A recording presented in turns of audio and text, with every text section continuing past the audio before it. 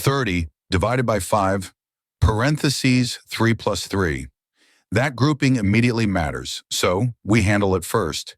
Inside the parentheses, 3 plus 3, that adds up to 6. Now bring everything else back in. In math, parentheses imply multiplication, so the expression becomes 30 divided by 5 times 6. This is where a lot of answers drift off course. Some people jump straight to multiplication.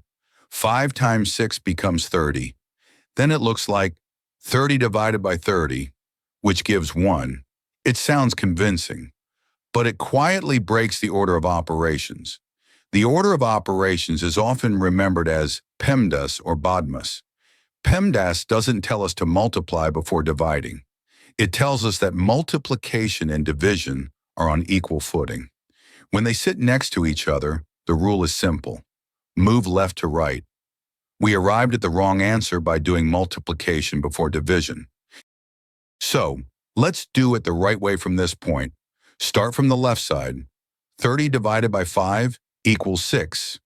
Bring the remaining 6 down. 6 times 6 gives 36. That's the correct result. 36, not 1.